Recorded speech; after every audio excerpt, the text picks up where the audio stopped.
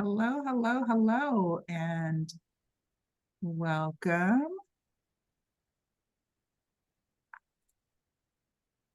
to our webinar. We're going to give a few minutes to let everyone jump in. I'm going to make sure the chat is turned on so that folk can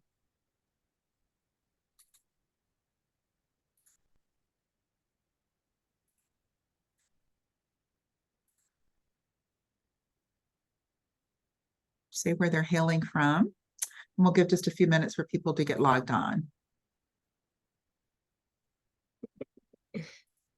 I just realized I left my phone in the I guess other. I could have kept the music playing, but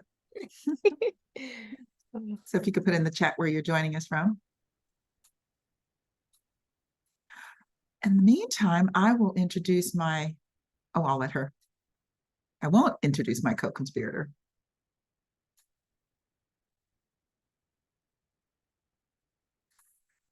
Sorry, I realized I left my phone in the other room. I didn't go get it, but I just wanted to yell out real quick.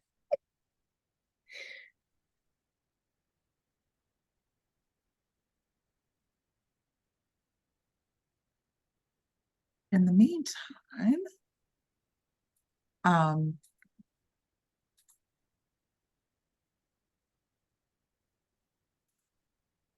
should introduce my co-conspirator. Joining me tonight for We Outside, although we are not outside. Takesha's on the East Coast and she decided it was a little too dark for her to be outside. But joining me is Takesha Miller. She is a dedicated breastfeeding human milk advocate, a skilled community organizer, homeschooling parent, and the current executive director of Chocolate Milk Cafe National. Her journey into lactation and community support began in 2012, spurring her commitment to aid Black families during their lactation journeys. Takesha's passion has led her to organize her first event through Families for Equity after discovering Black Breastfeeding Week in 2016. Her background is actually in interior design. Takesha adeptly merges her skills as an interior designer to foster a nurturing environment within the lactation community. She's executive director and she supports facilitators at Chocolate Milk Cafe, occasionally joining meetings to further her mission of inclusivity and empowerment. Welcome, welcome, welcome, Takesha. I know your bio is much more robust than that, but I always think it's important to give honor to people to let them talk about what they do as opposed to me talking about what they do. So would you share with us, first of all, how did you transition from interior design to lactation and breastfeeding? That's a really good question. Yeah, I like to keep my bio short. Get right to the point. um, breastfeed. I actually was laid off from my job in 2009 after my after I got married and everything. But what led me into lactation was just uh how do I explain it? My sister, when I was pregnant with my oldest, was studying to become a lactation consultant. So she kind of navigated us towards like going to take a lactation class. And I was one of those people who knew what kind of parent I was going to be. I knew everything. And then I had this baby. We had these notes from the breastfeeding class, the lactation class that we took. And I just knew I was going to tell him I was going to be on a schedule. My kid was not going to sleep in the bed with me. They were going to do all the things on the list, like going to be on a schedule. And then my baby came and I couldn't tell him when to feed. I was like, you know what? Tell me when you're hungry. So that kind of really helped the process. I became less of a know-it-all and kind of followed his lead.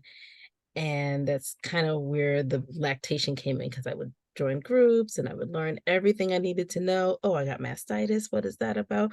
Hit my sister up with questions, all the things.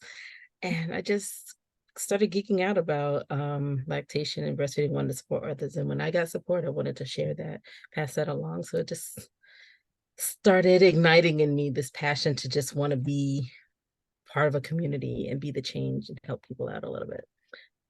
Oh, fun. And now you have so many families that you've helped and so many babies that able to connect with their mamas. And isn't it funny how we think we've planned for our children, our infants.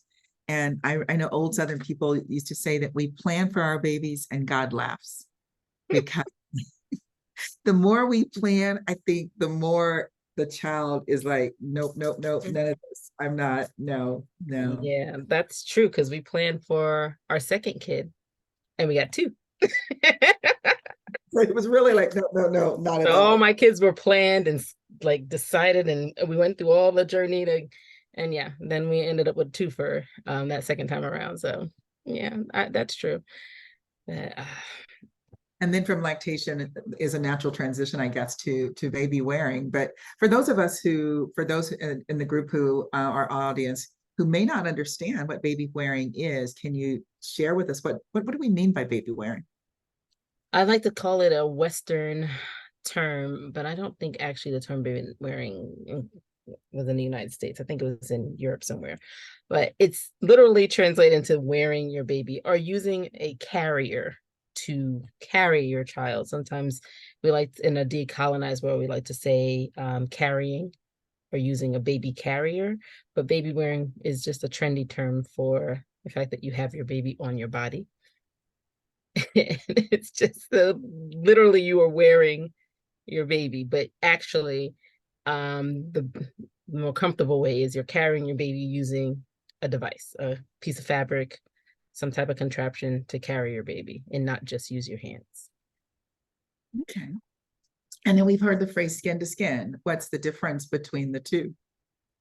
So skin to skin is a medical terminology, specifically that you have your baby on your body. Skin to skin, usually they take everything off but the diaper, and you take off your shirt, and any partner can do this. Any parent can, our person close to the family can do this, where they put the baby's skin to skin, and it's meant to help regulate body temperature and heart rate, and to help everyone, help the baby, and it also helps the parent to just to regulate themselves and get everything up and running.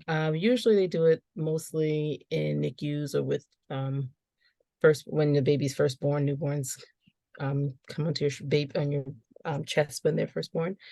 It's just a healthy way to um, help the baby regulate everything, like their, like I said, their blood pressure, their heartbeat, their body temperature. Baby wearing difference is that you can do it throughout. So you can use baby wearing as a tool to do skin to skin, but you don't necessarily have to be skin to baby wear. And when you're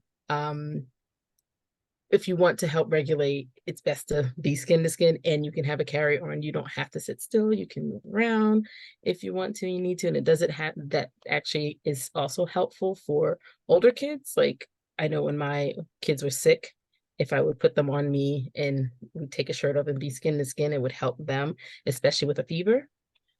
So it's helpful, but baby wearing is a tool that you can use while doing skin to skin. So the two separate things that you can bring together. I love the thought of wearing the baby and doing skin to skin to help when they don't feel well. And something that popped in my head from is a story that you told just to start us off about being outside. The story you told about traveling with your little ones, and will you share that with the audience, and then we'll dive into some of the questions. But I just love this story about Which traveling. which one when we When go you what's traveled and you just took the baby oh wear. yeah, we don't so I, because I actually, when my kids were small, we didn't actually fly until recently. But when I was pregnant, actually with my twins, before I knew they were twins, we went to Aruba with my youngest, and instead of bringing strollers and all of the devices, we just got a carrier. We actually upgraded our carrier for that trip because he was in an Ergo, which is a standard carrier, and he was about 18 months at the time. So we upgraded, actually, he was over 18 months, but we upgraded to a Tula toddler one, which was better. It's when you upgrade to a toddler one, it gives you more surface so that the baby's actually in there and snug. So we did that. And I was telling you about how watching a father with his three kids and the nanny travel through customs twice. You have to go through customs twice in Aruba.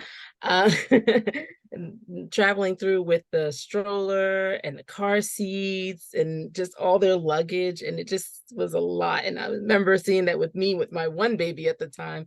And it just, I felt so bad for him. But we just, pick him up, put him in carrier. Actually, even on the flight, he was amazing in the carrier going. I have to say, coming back wasn't as like delightful, but the breastfeeding also helps with um the what's it called, takeoff and landing. Yeah. I just thought that was one, it was a charming story. And two, as we go into it's September and we're already thinking about traveling and that sort of thing, that I could, as someone who travels a lot, I see the parents hauling all the stuff. And I want to stop and say, my friend Takesha. I do too. I tell you, if anybody asks me questions about traveling, I'm always like, even traveling, like driving around. So we talked about like the introduction to baby breastfeeding for me, but I always say, I was telling you that I have a good an anecdotal like way of phrasing it. Breastfeeding changed the trajectory of my parenting, right? It told me that I couldn't like make all the like I had to like listen to my child, but baby wearing saved my life. Like saved my life. My kid, my oldest, was very needy, so much so that people used to joke and call him Velcro because he was like really attached to me. And I don't know how I would have managed without having him on me to do most tasks. So like traveling with him and being able to just put him right on me. He's right next to me. Get to hear my heart rate, heartbeat, whatever. And it literally was amazing. It was a little challenging when there were three of them, but it was just us. We got so much done. I could grocery shop, all things. So what's if we're talking about really being out and about, what's one of the biggest safety considerations about baby wearing? Is there something that we need to be mindful of? I think people get concerned about if something happens to you. I know a woman who had a lot of issues when she was pregnant with what's it called, her inner ear, and she had falls, and one time she fell with her baby on her, and people were like, oh, that's why I don't baby wear, but actually it was safer because she would have been still holding her kid. So the fact that she was carrying the kid, safety concerns that baby wearing specialists tell you about is making sure that the airway is clear, especially if you're going to feed your baby in a carrier. You want to make sure that you bring them back up and make sure that all their airway is clear, they're able to breathe and move their head comfortably, and they're not suffocating, basically. So some people worry about bones breaking from being in a carrier. That usually happens when you're not using it correctly. Most situations arise when people are either destined to be harmed in general anyway, or they're misusing baby wearing. I just saw a video of someone on a motorcycle wearing their baby in the back and feeding their baby. I don't recommend. Like, I'm in Arizona, for those who don't know, and people, I literally have seen people hiking. Now, I might, yeah, no, truly, small children, and they're hiking with the baby on. That may, I know we say outside, but Yeah, I mean, they have hiking contraptions for carrying your baby. I guess if you're just gonna go on a hike, little wrappy strap things. No sort of buffery thing in case dad yeah. or mom falls. And then half the time they look like tourists, because our hiking trails are not, and y'all need to understand what our hiking trails are. You really shouldn't do them without hiking boots because Mhm. it's rocky, and they've got on flip-flops. Yeah, I'm not a hiker, and that doesn't sound like anything that I would Go be. hiking and Camelback Mountain or Black Mountain, which are our trails, and yeah, Well, they're there's a I tip that we give when talking about baby wearing and body feeding in the carrier. It's usually master one and master both separately before you bring them together. And that's the same thing I would say about like hiking or something. If you're not really equipped to hike, just don't decide to start hiking with your children out of nowhere. But there are many people who do travel and go on long journeys with their kids. You think about a lot of people in other cultures who have to walk long distances to get Right. water, or Mm, and yeah, yeah, but that's usually their, it's part of their culture and ingrained in them. But I, they, yeah, they're definitely they're don't they're recommend. experienced doing it. Yeah, Yeah, yeah. wear the correct footwear if you're going to be doing a lot of that stuff. But yeah, I'm not a hiking enthusiast by any means, but definitely don't be on a motorcycle with a baby. Don't drive with your wearing your baby. Do not cook hot food, even though I do say I cook while wearing my baby, but my baby will be on my back, not in my front, and not a little baby, you know, like do not, anything that you're gonna do, practice the safety measures in general. So, you know, don't have your kids around sharp objects if they don't know how, if you don't know how to manage that stuff with them. When they get older, like toddlerhood, and you start putting them on your back, they will reach for things. Just be careful and mindful of where you are. Don't take your kid to a China shop. I mean, glassware, Yeah, and think that they're not gonna like start hitting at stuff, especially if they're rambunctious. But yeah, most of the time, most incidents are, it's not because you are baby wearing, it's because you are in danger in other ways and you just happen to be with a child that you are wearing when that happens. But as long as you follow, a lot of carrier companies have a lot of guidelines on them. One of my favorite resources is Baby Carriers Provided. We partner with them for many occasions, and they have a lot of resources on their website that will talk about some of the concerns or some of the questions people may have. They have good resources for that. so speaking of different carriers that you work with, what are some of your faves?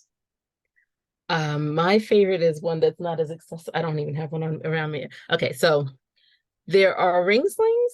So there, it's a ring and a piece of fabric.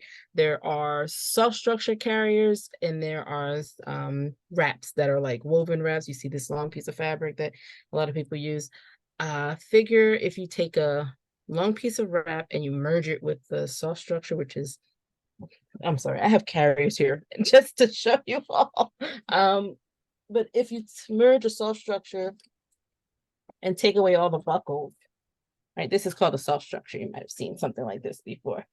There's something called a May-dye, which is basically a panel of fabric with straps coming up the top and a strap in for the waist. That is my favorite. I tell people a lot that this is my favorite because it's very user friendly. It's easy to tie onto your body, and it's very adjustable for whatever age or size your baby is. Also, whatever age, whatever size you are. When you deal with the soft structure carriers, it's a lot of buckles. Some people say that they're the dads like the soft structure carriers. My husband and I are not the same size. So when we would share a soft structure carrier, I would have to take everything out and be reminded that we're not the same size. But if we use the May-dye, or if I use May-dye and someone else uses it, we're tying it individually for our own bodies. It's like an apron. It's not reminding me that the person who wore it before me is a different size than me. And also it grows with the baby in a way that I like more. They're called May-dyes or Bay-dyes. They are an Asian panel structure. So they originated in a lot of Asian cultures. Uh, there are some places that you can get them online. There used to be a lot more, unfortunately. Some baby wearing or baby carrier companies that sell them are phasing out those kind of products, and some are bringing them in.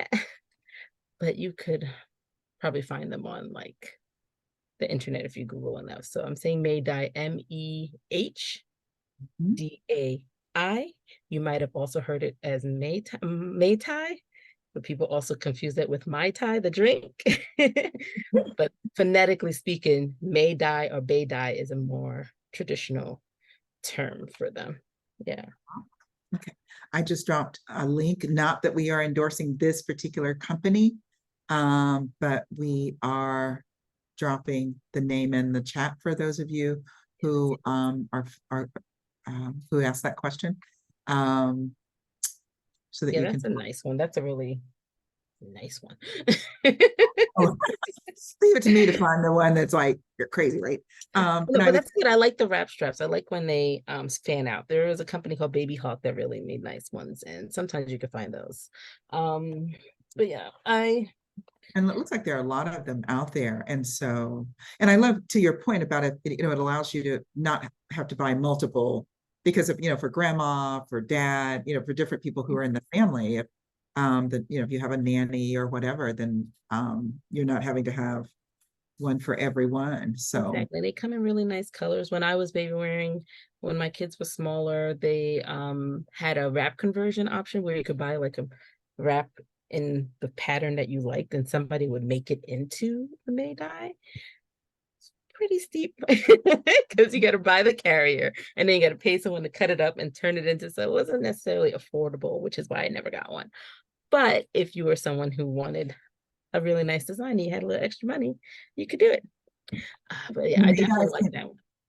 just for clarification, because some of the carriers are, you can't use them until the baby reaches a certain weight, right? So the May dye can be used with a newborn. Is that Yes. So because May dyes are made out of, most of the time they're made out of like woven wrap material, which is, I told you I had some carries on, which is very fairly stiff. And because it's doesn't have the buckles and it's not padded in most of the areas, you can roll it and you could put a twist tie. You could do alterations to it for if you had a smaller kid. Some of the reasons why there's weight restrictions is that's what they test it under. Also, for the soft structure carriers, they're not as mendable, moldable to like shrink the height of them. So Mhm. they recommend either putting an newborn insert in them or waiting until the baby is the right size. So for instance, they don't recommend you put babies on their back until they're sitting unassisted or they're 9 months, I think it is. But woven wraps, you can put them on your back as newborns as long as you know how to tell if they're breathing, if their airway is clear, and all of those things. So you can do that in a May dye as well, because you can adjust how high you put the waist strap. You can make some adjustments. I always say you have to be very comfortable with carrying your baby first before you try all these newfangled things. Like with my oldest, I would have never worn him on my back as a newborn. It took me some time to get confident. But with my twins, once in a while, I do it. Um, can't keep a newborn up long because then they're hungry, and if they're on your back, you can't feed them as well. So here's a question. We talked last night about the chocolate milk cafe and the different chapters, right? Chapters throughout the US. Is this like baby wearing and how to put them on? Is that one of the topics that is discussed among the peer groups? Yes, and inevitably it is. I know when I was part of a lactation community, that's how I learned about baby wearing, because there was a chapter and someone mentioned it in the breastfeeding group. So chocolate milk cafe and baby wearing go hand in hand because Takesha, the executive director, doesn't believe that feeding your baby and carrying your baby are mutually exclusive. So when we first, not when we first started, but in 2020 we did do it. There was a training by baby carriers provided that I supported some of our facilitators taking as the organization. And we also offer to each chapter carriers that have been donated from baby carriers provided, because they provide carriers. So we have a ton. We do stuff around Black Breast Baby Wearing Week and Black Breastfeeding Week, of course. Most of our facilitators know about carrying babies, like how to help support you. A lot of the chapters have a lending library of carriers. That's why I have so many to show off to you. I have a slew in my house, but also each chapter, it has access to different types of carriers that attendees can borrow.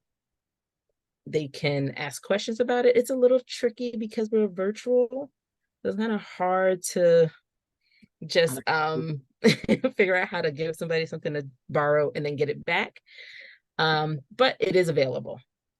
And sometimes we try to raffle off carriers. We've tried partnering with carrier companies. It's not as easy as it sounds, but that is a goal of ours. I think that they cannot be separated. We also used to have a carrier community support group that was like $5 to join monthly. And we kind of discontinued the monthly meeting because we weren't getting a lot of traction with that, but we still have available that if you email our carrie@chocolatemilkcafe.org, that we have someone on our team who is very eager to help support people. He happens to be on our team and also part of Baby Carrots Provided. So snagged him to help us with graphics. And he's baby Oh, wearing guru. I say that because he's better than I am, but also, you know, um so anyway, we definitely like to support families with carrying. We have, like I said, the options. I think each chapter has a ring sling, a woven wrap, a stretchy wrap, and a soft structured. And some might have that made dye that I'm talking about, except the ones that I think a lot of us have are what's called a hybrid, which is um this waist is a buckle, but the top is loose straps. That you can get a feel for them. And we're in 11 states, so there's quite a few around. good. Thank you. Because that was one that would be, I was thinking, getting some sense with someone sort of one-on-one or hands-on discussion around am I putting it on right? Which Yeah. ones are, that would be good. The inevitable. My girlfriend said she wore her baby and she got developed back issues.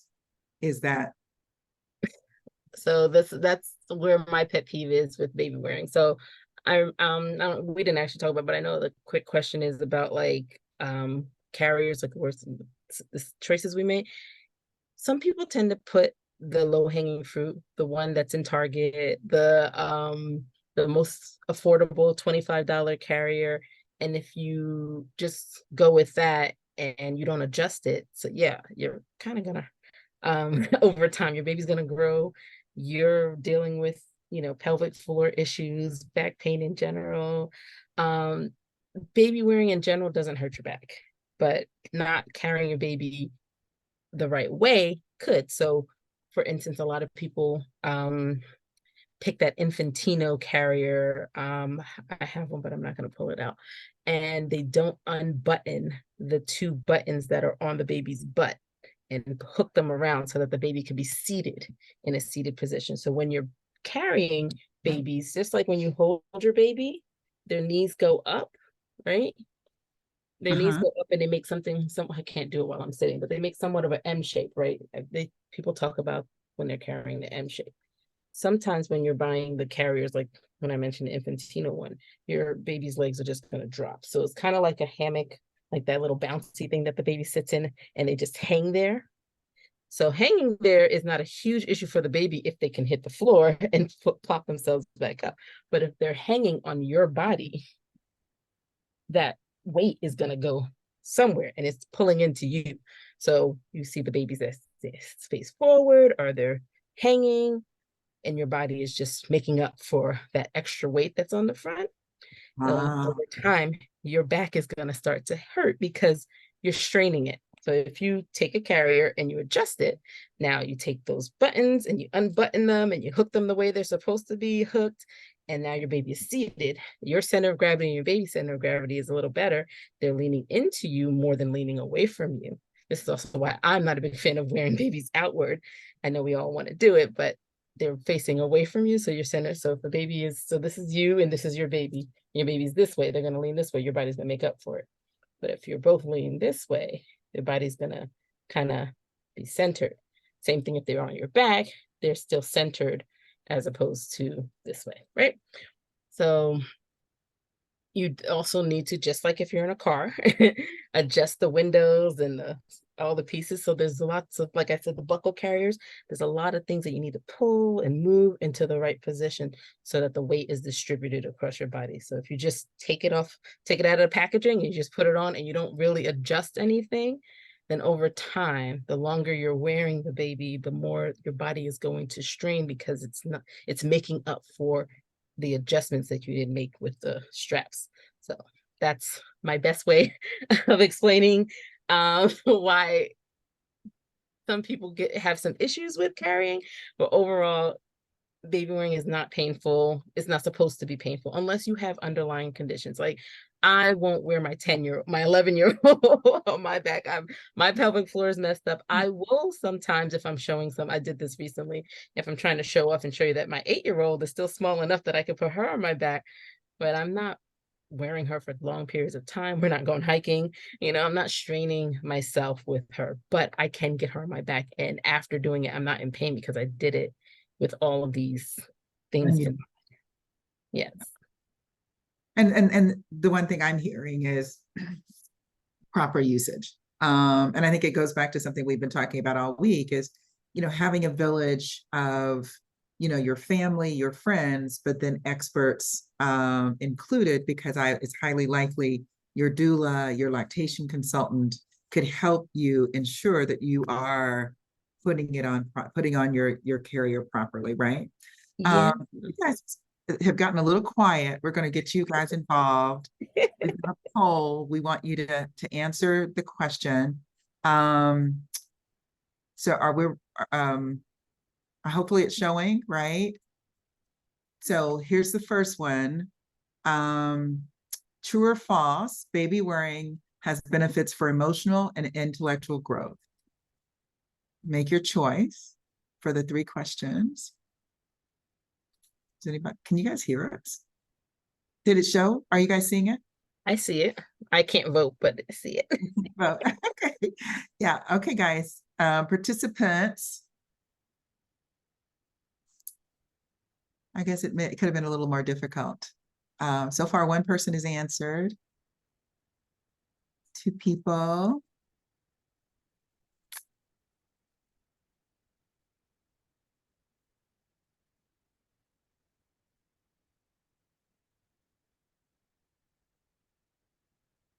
So let's talk about baby wearing. The benefits for emotional and intellectual development or growth for your infant. Why do we think that sparks that for the baby? Are you asking me? Takesha, Are you asking me about the benefits of intellectual and emotional growth? or the benefits of baby wearing? Yes, one of the benefits of The benefit, there are so many benefits. I have a list of things that I have in my notes that I talk about with baby wearing. Where are my list? And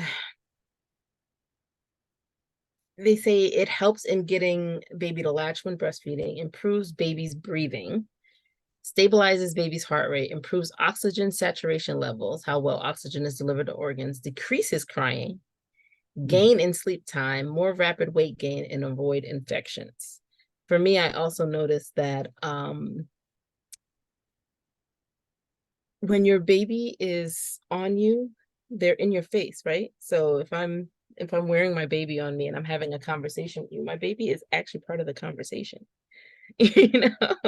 So they're learning, they're exposed to more information, they're part of the process. That's why I tell you, my oldest has all my facial expressions. He studied me like a book. So they're very intuitive, they're very involved. They get to use more of their muscles in a way as opposed to a baby that's laying down or is not as engaged.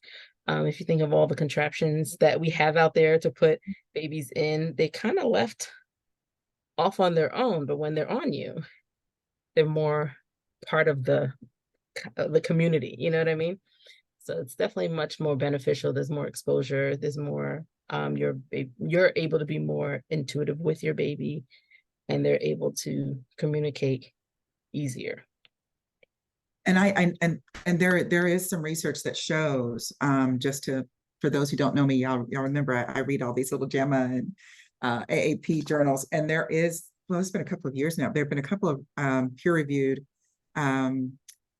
research around baby wearing leading to better and more advanced language development for the very reason that Takesha just described. The baby is on you, with you, in your face. You're talking, even if you're not talking to them, you're talking, and whatever language you're using too, because that's one of the things. One of the nurse practitioners that I know that she had done some research in South Florida. around children who were born to parents who were English second language, and those who wore their babies versus those who did not, because those who were not wearing their babies regularly, when they did have their baby, they weren't talking necessarily to them because they were not sure of which language to use. But if I wore my baby and I'm talking to those in my household, that baby heard the language that I was speaking to those in my household, and they developed language skills faster as they got older than those who were not. And of course, this is the retrospective feedback provided by the parents. Like, did you read the baby, where the baby, what language do you speak, or what language did you speak to the child? But it still anecdotally gives you some idea of what, and then I think there were some where they did research with English primary language families where wearing the baby, and they still saw dramatic language developmental skills, stronger developmental skills among those that were baby born. So it's an easy way to help your child, because we do hear a lot of times that children have better relationships with mama because they're closer, and then the whole piece around crying, right? Because they're with you. And I remember one pediatrician talking about if you've been with someone for 9 months and very close to them, hanging out with them and everything, right? And then all of a sudden they go away, don't you miss them?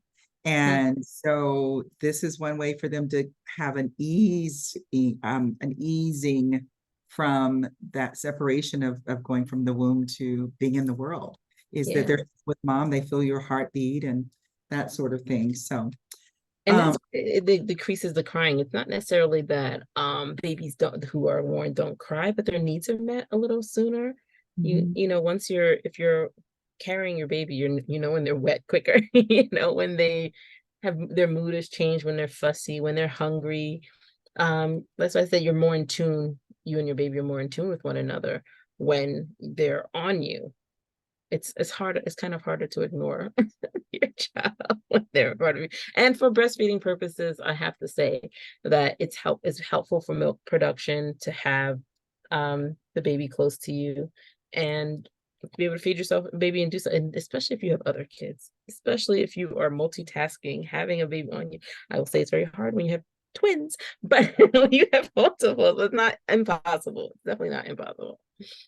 Now, is it possible to wear twins? Yes. So there are two companies that have, I only remember one name, Twin Go. Is the other one Twinaroo? I don't remember the other one, but one is like a contraption where it's two sacks that are basically on the front of the carrier that you can put both babies in. You can't use it for that long.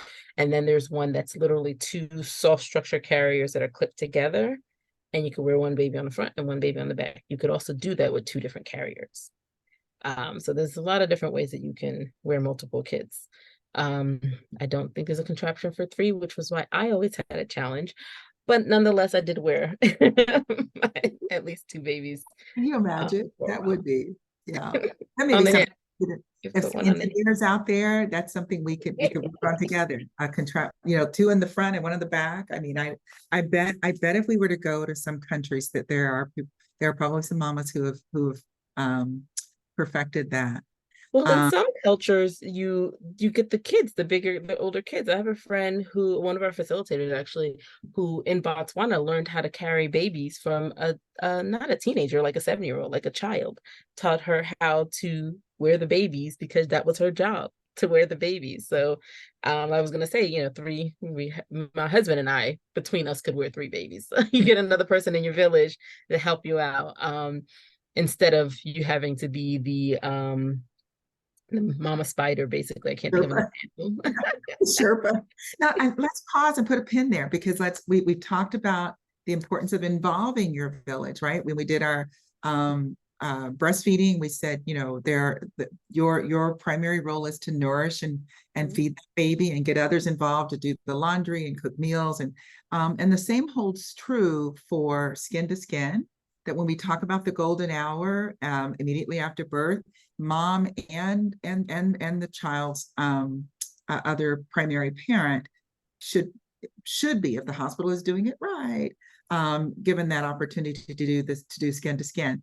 And then even at post discharge at home, mom and the partner, dad, should be doing skin to skin. And then when it comes to baby wearing, let's get the whole family involved. Because if grandma, nana, whatever her term is, Gigi, Mimi, whatever she wants to be called, is physically capable, she can wear the baby. Granddad can wear the baby. The aunties can wear the baby. The older siblings can help. So it's not just on mom to have to carry the baby, right? It's definitely, I have pictures of my family in 2016 going to DC, and my twins are passed through the cousins. Like they're on there, they wanted to try, and that's definitely something that I recommend. I made little doll carriers for my nieces and my kids to wear their dolls to get into the habit of emulating, understanding that they too can be a part of the process. My husband definitely has worn the kids in one of these carriers is his carrier. Like we all get involved. That you cannot do this without a village. I will say that the only thing that most family members can't help with is actively latching a baby, but all of the other things out there, skin to skin, um diaper, baby wear, like there's so many different ways that you can help out. And yeah, if the baby's fussy and all they need is like a walk, you can put on that carrier and walk the baby down the street, and it's helpful for a parent. I'm trying to think of any other things that you can't do when you're helping. So like there's so many ways. I don't think my mom's ever worn my kids, but my mother-in-law has tried.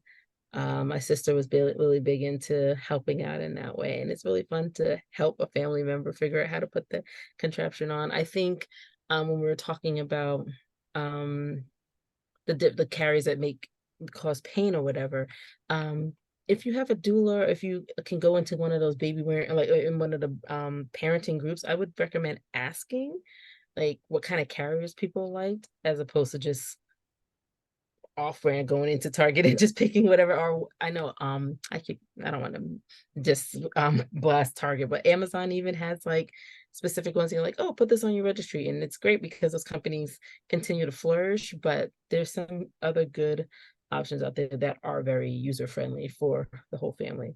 The ones that are like most people want to get into are the woven wraps, and they're a little harder. They have a little bit more of a learning curve on them, but they are the most efficient. It's the same if you wanted to use a towel or a sheet in your home. Um, yeah, there are many ways, and I think it's very beneficial. I want to say when I think about carrying and thinking about the baby wearing trends, I think of the decolonization of all those things and really understanding that this is our culture. We are innately meant to like carry our babies. We hold our babies. Often a lot of cultures, a lot of indigenous cultures from the diaspora are big into holding their babies. There are many cultures who don't put the baby down for the first year, right? So the baby doesn't hit the ground until they're ready to start walking. And most of those babies don't cry because their needs are met, right? So we Hmm. want to make sure that we want to try to get back to that. That's like a really big goal for me. And I know a lot of people that are doing a lot of this birth work, and trying to reach back, like get those things that have been taken from us and decolonize some of the spaces. So wearing our kids, holding our kids close, and supporting their needs is really helpful in helping to break some of those generational curses. My goal is to make sure that people have the carriers or the things that they need. So if anybody even needs support, even whether it's through Chocolate Milk Cafe for baby, what's it called, breastfeeding, or even for baby wearing, we try to figure out how we can support the needs of the people in our community. I went on a tangent there, sorry. No, no, something you said just really gave me goosebumps, and I don't know if the others in the audience felt it, but the point you made about baby wearing, you're more responsive to the baby's needs, reduces the incidence of crying, and how it is reflective of our culture. Um, And then because I have back in my day, and y'all have to understand, this was 40 years ago.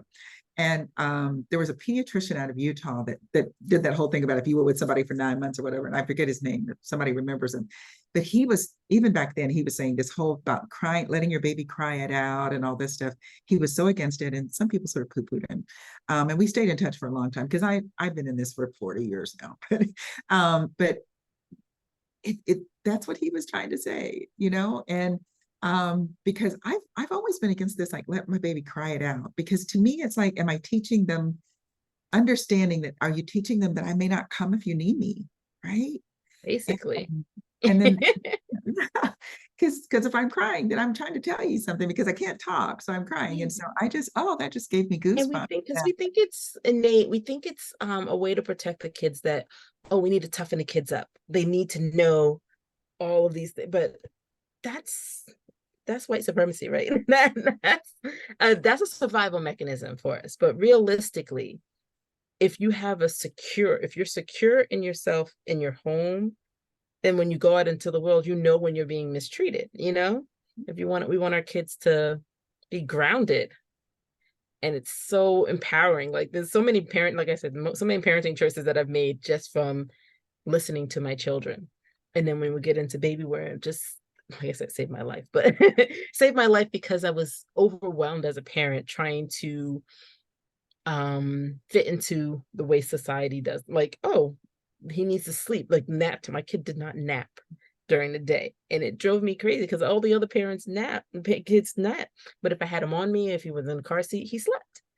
And I had to realize, oh, it's different because they all had nighttime issues with their kid. My kid slept through the night. And Wow. I didn't put that together until much later, when I'd be like, oh, I just want to go in the kitchen and clean or do whatever. And that's why I like the terminology, and some people hate it. Sleep when the baby sleeps, right? And I'm like, well, yes, sleep when the baby sleeps. Do laundry when the baby sleeps, vacuum when the baby sleeps, fold the clothes do everything when the baby, not sleep, when the baby does it. Like, sleep when the baby sleeps, vacuum when the baby vacuums. I'm sorry, I said that wrong. Do laundry when the baby does laundry. And the whole point is that the baby's not able to do those things, so you take a break for as long as you can. Like, if you're a single parent and you're not going to eat unless you cook dinner, that's understandable. So if you're like, oh, put the baby on your back, right? But if you have another partner or somebody else in your village that can help you, let them do it. For as long as they can, let them help you, because we're not meant to do everything, especially in the postpartum, like in the first couple of months of postpartum.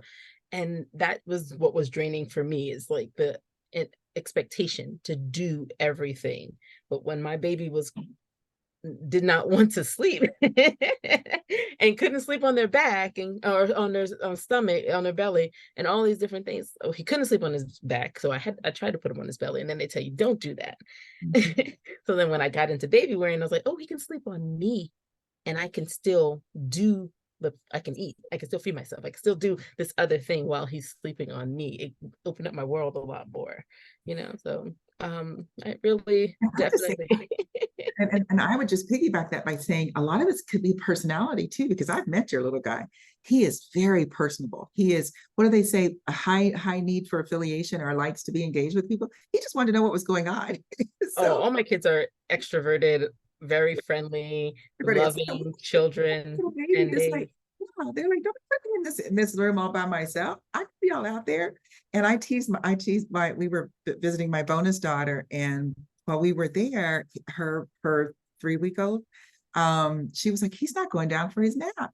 I said, he's like all these grown folk in this house, and y'all trying to put me in this crib by myself. Somebody better come and get me, because she would put him down, and he would wait like 10, 9, 8, and then he'd be like, hello, come get me. He wasn't. Yeah. Oh, it's funny because, yeah, that's why I had to. I know my nana's here and grandpappy's here, and somebody better come get me. And so I don't know. If you guys get a chance, go back and listen to our Father's Day. We had a wonderful discussion for Father's Day called The Invisible Man. And this dad talked about how he was told, you're going to spoil your daughter, put her down, put her down. And he's like, why don't we talk about spoiling the kids? I don't think it's spoiling them, to let them know I am here, and you can count on me. And Um, he's very passionate about fathers being allowed to be engaged with their children and hold their children. And I echo that. And my daughter is 40, almost 41 now. And every now and again, we still give her that message of, you know what, if you ever need it, don't even need if you want it. And mama can try, and so why shouldn't we go through life knowing? Because I tell you what, until he passed away, even after my parents did, my godfather did it. So anyway, we all should have that moment. I was gonna say if spoiling is really a thing, if that's a terminology we're gonna use, I think more Black children deserve to be spoiled. Like they deserve to be loved, and because it's not working the other way, like it's not necessarily saving more kids to make them more hard and tough and understand the world and how it is out there. I think kids miss out because they don't have that safe feeling, right? I think, when you feel that you are absolutely loved by someone and there's nothing you could do that would ever turn them away from you and that you could ask them anything, you just go through life full of joy. I mean, it's like, and you expect that from other people. Yeah. And then you give it freely because I don't have anything to prove. And I just, that's my theory. I truly do. Let's see what other questions we've got in here before I'm sorry, y'all. I cry easily. I'm a big dude. I love my daddy. Y'all have to know about my daddy. Okay. We talked about posture. We talked about cultural norms. What resources and communities. And I know, like in Harlem, there is a baby wearing Facebook group. We talked about, of course, Chocolate Milk Cafe and joining that group. Are there other baby wearing groups that we could make available or suggest for them? I don't know of any other baby wearing groups like nationally, like specifically, but I am a big fan of just going on to any places where you have parenting groups and asking the questions. If you're, whatever we're calling it now, Meta, Facebook, whatever, if you put out there, if you're in a group of parents and you're talking about just being a parent in general, and you throw out anything about a carrier, I am convinced that somebody in that group will know to have a resource for you. We are very eager, as baby wearing people out here are very eager. I cannot go out anywhere and see someone baby wearing and not want to share my what I know about baby wearing with them. My sister looks at me funny a lot because I'm just like, can I want to fix the carrier. It was easier when I was doing it because then it's like I'm wearing my kid, you're wearing your kid, and we do a wave or whatever. But yeah, a lot of people are into it. They're very eager to share the information. I was just thinking about it. Baby wearing, I think, is one of those skill sets in parenting that I can't really do anything else with it but share it. Like either I not necessarily lose it, but it just dies with me, or I share it out. It's not as transferable for other things, It's not, and it's like, so I was gonna do a whole thing with you, and if depending on how we went through this, about my analogies with food. And baby wearing to me is like in the same category as like making macaroni and cheese, right? So not everybody knows how to do it. And there's some people who claim to be very professional out there who can cook really well, or you got your grandmother who's been doing it for years, right? And sometimes you want that recipe. So it's really good to share and pass it on. And all my analogies and stuff is food related. But I really think about it in that way. Like you have some people out there who are baby wearing experts. Like I have a lot of information because I geek out about this stuff, but I'm not necessarily someone who is only way, like I'm not gonna have the best recipe for baby wearing or whatever. So go out. I definitely think if you have any questions or need to know more, by just, like I said, take a picture of the carriers that you're thinking about and post it in one of your groups, and somebody is going to give you an opinion. You're going to get multiple opinions probably, but maybe better information than you would by just asking somebody in a store, especially someone who hasn't worn before. But yes, but otherwise, I do like baby carriers provided. We at Chocolate Milk Cafe are trying to do a better job of supporting families in that area. If you type in some places, a lot of towns do have them. They used to be baby wearing international, so there used to be a lot of them, but now that's no longer. Baby wearing international is no longer. So finding them, I know there's one in Houston. I know there's ones in Portland, California, New Jersey. We have a couple around here. I think that are still floating around, but I don't know specific ones that are like really bustling. So different. And so that's a good, a good start. I love that you are so right, because you can ask about anything in a Facebook mama group, and they're generally local mama groups. But if you ask, and they have, most parents will have a, at least they're willing to share their lived experience, right? And so I may have some for sale for you, some used ones. I've seen some in like secondhand shops that, go for good prices too, if you are looking in your way. and I guess unlike a car seat or something, those can be reused, right? Oh, definitely. It's more like in the clothing realm. Unless there's a hole or something is broken, they usually do very well. Um, yeah, for the most part. Some people might put it in the carrier, I mean the car seat aisle, but it's to me it's kind of like the what's it called? The sell by date. Depending on the product, it's you Like, know, make sure and you it's based on what they tested on. But if you're, that it's not, doesn't look worn or something like that, because you want to make sure it's yeah, still. where it's car seats, there, that's a little bit more. You want to be really careful with your car seats. But they also said that about strollers too. You shouldn't buy used strollers. So. Oh, I didn't know. I know I see them a lot of times in the what is it, marketplace or whatever. But um, well, we're running. We've got so many. One last question. The last one is how old? Well, you just said you still do your 8-year-old, so I think that's sort of a given question. There's no, yeah, there's no limitation. There is a woman who is a physical therapist, a PT, Babu Baby, and she has one that is meant for larger age, older kids, because if your kids are on the spectrum, or if your kids have learning disabilities or any type of disability and they need to be carried places, and so we go by, some people go by age and they think, oh, 18 months is enough or whatever, but sometimes you might have a big 18-month-old or a big 2-year-old, or you might have to support your kid at 5 and 6 years old. I can wear an adult if I wanted to. My back's not in good enough shape to me for me to attempt it, but if I was a little bit more together. Some carriers have weight limits, especially the soft structured ones, but if you're doing like a wrap, a towel or whatever, if you wrap it right, there is really no limit. It's more your preference.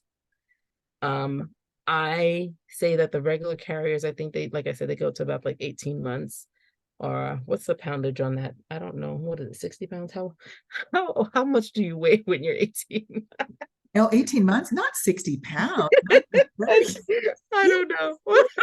I have no idea how much my kids weigh. I block out a lot of stuff. I'm like, maybe maybe my 20 kids are 60 pounds by then. pounds. Because 20 pounds. yeah. Are you sure? My kid was 20 pounds at a really young age. No, because you double your weight by a year. My oldest was Oh, a big baby.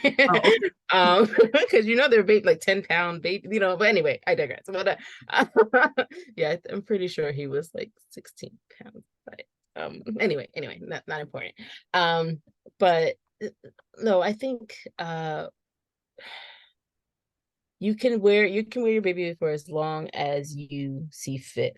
I definitely recommend when your kid is like 2, 3, 4 years old to start considering putting them on your back as opposed to front carrying them, because it pulls in a different way and you have a little bit more sturdy. You're able to be more sturdy on your back, and when you're using the carriers, they use your hips to help with the weight a little bit, or your waist. Your hips up with weight. But there is no, like, in real talk, if you can pick up a human being and hold them in your hands, you can put them you can wear them as well. You know what I mean? Like, if my husband could pick me up and he needed to do that for a long period of time, he could also wrap me on his back, theoretically. It's like, I just think the best way to think about it is, if your baby's not too old to be picked up, they're not too old to be carried. Because that's usually what you're using it for. Thank you for that. Thank you guys for your participation and your questions. We hope we answered all as many as we could. Join us. Thank you, Takesha. Thank you for your engagement and for sharing your insights with us. Tomorrow is our last night for Black Breastfeeding Week. This has been so fun hanging out with our friends at Chocolate Milk Cafe National. We hope to do more with them. I love these Hi, people. Nellie. Tomorrow we will close out with just a really wonderful discussion around Black breastfeeding while Black, right? It's called, and I don't remember which of you know. Oh, We're LaShawn. Black, we're proud. I'm gonna title this one. We're Black. Now you have to think of my voice being like James Brown. I can't do it, but just think of the voice. We're Black, we're proud, and we do breastfeed. And it will be at 7:30 Eastern tomorrow. We're going to have two amazing maternal health advocates sharing their insights, and then a brilliant IBCLC that has done a lot of work to bring Black breastfeeding, Black birthing people into the space around breastfeeding against, cultural norms in her community. So I think it's going to be just a rich discussion. LaShonda, I think, might jump in if she so chooses, because we just, we never know what LaShonda's going to do. And we won't. Welcome to my world. Because she's our diva, and I've just given in now. So, but we love having you guys join us. We hope you will come back tomorrow night, and we'll have the recording available for you in the next day or so. We will email it to you. It'll also be available on our YouTube channel, and I'm sure Takesha will have it all of the workshops available through her means of communication as well. And we'll see you until next time. Have a good night, everyone.